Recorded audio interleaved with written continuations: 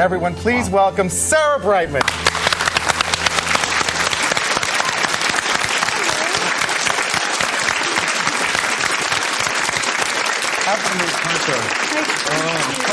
Thank you. How are you? It's so wonderful to meet you. Sit with us. You know what? Your voice is gorgeous, but I have to tell you, you are as equally as gorgeous as your voice. It's very kind of you. And I don't mean to embarrass you. No. But you're delicious. Well, so you know. Aren't I lucky today? I've got these two lovelies with me. You know, can you give us a little bit of like some beauty secrets, or just even one beauty secret for all the ladies at home? How do you stay so gorgeous? Get yourself a nice boyfriend. There we go.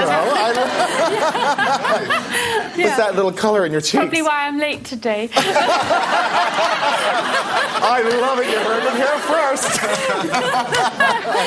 first. Your music, it's breathtaking. It gives us absolute goosebumps. And like I said, Chris and I were huge fans. We're going to gush a little bit. Let's just do it again one more time. We are huge fans.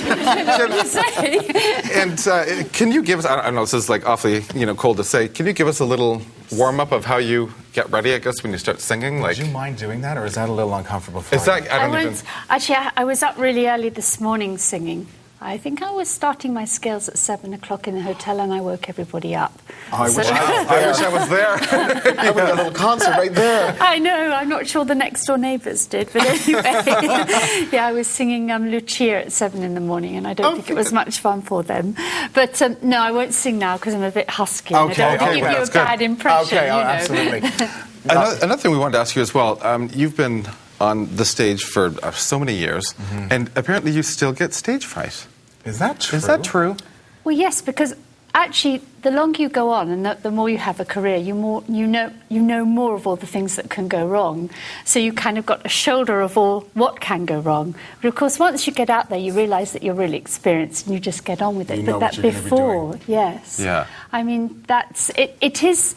I mean, I love my career. It's amazing because it has all sorts of different sides. You know, you come on and you do a television show with you lovely guys.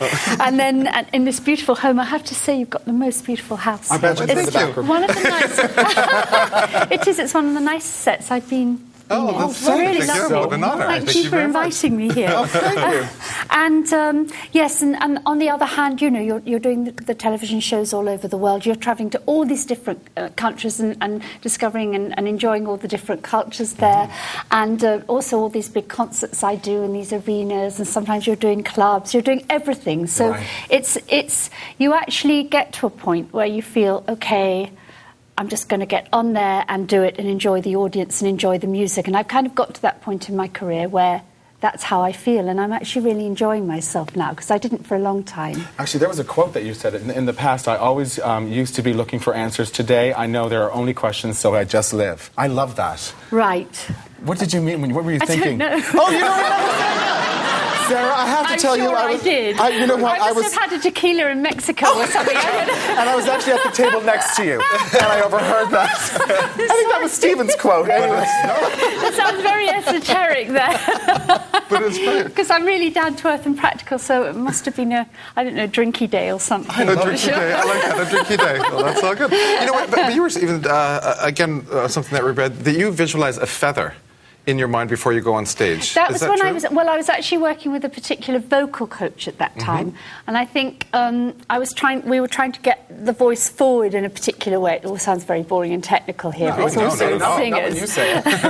And I think it's either you're pulling spaghetti out of your top of your head, or you're blowing feathers to keep the breath coming through and to keep the voice fluid. Little things like that. So it's probably one of those particular vocal coaches. Let's talk about your CD. You know, we've been listening to it quite a bit. We're absolutely thrilled that it's out. It's beautiful. But we also love the actual art, like, all of it. This is like a magazine spread. It's so beautiful. But it's like there's a dark side and then there's this bright side, and there's this give and take. And then when you listen to the CD itself, it sounds exactly like what the cover is. There's this moodies, there's so much in the CD. Were you thinking about making it dark and light? Well, the album actually took me around 5 years to make. And I wanted to take that time because, you know, often you make an album, then you do a tour, then you make another, and there's no time to actually experience anything in life, but actually should be going, all your experiences and thoughts and part of your soul go into these albums.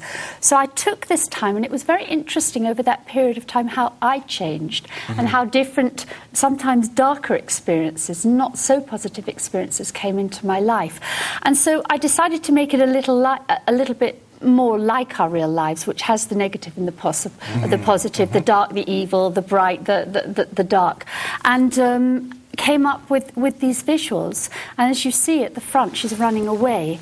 And when you go through the booklet, she goes through this. She's running away from something evil. She goes through this whole journey only to come back to the beginning again. And it's in fact very like many of our own lives. We create patterns in our lives and always go back to the beginning again and know that we have to find a way out. And that's what this is. And the music kind of it does reflect it. It does reflect it. Really does. Yes. I felt that. I saw that.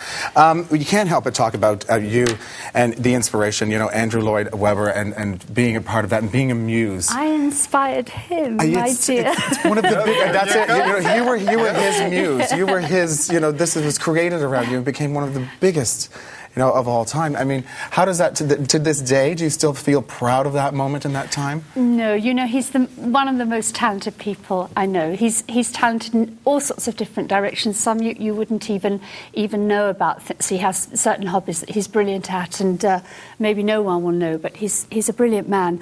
I don't know, it was just during the 80s when he was writing Phantom, writing Requiem, writing Cats, all of those things, it was just a very creative time for him and also for me because I was much younger and sort of at the beginning of my career and very fresh and very vibrant, and I was learning all my sort of classical repertoire. And I think that probably because he hadn't been around sopranos and I was around in the house just singing all these wonderful, you know, arias and scales and whatever I was doing. That, just around the house singing some arias. Well, it was a bit like that, you know, in his home, like a... Yes, but it must be beautiful. And I think it just set his mind working. He thought, I've got to write for this. I've got to do something to do with a soprano and the story and the drama of a soprano, and came up with Phantom and Requiem. And it's amazing because I went to see it a few weeks ago with my niece, I mean, many years later, and I never got a chance to actually watch it from the other side. And it's a jewel. It's a jewel, that really piece. is. It really is beautiful, yes. But you're a jewel, and I think there's so many people out there. There's so many people out there that know that you are lovely. I need to take you around with me. We are gushing a little, aren't we? We are gushing a little, but you know, you've sold 26 million CDs and albums around the world. Actually, they say that, but I think I probably sold 50 or something. 50? I'm showing. Can I move into your house with you? I'll do anything. No, houseboy. No, the sales are. I used to be a decorator. I can dress things up, make flower arrangements.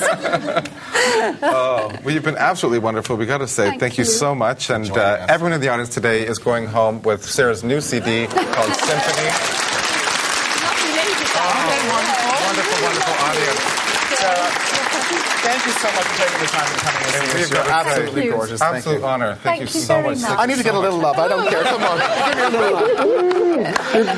Don't go away. We'll be right back. Thank you.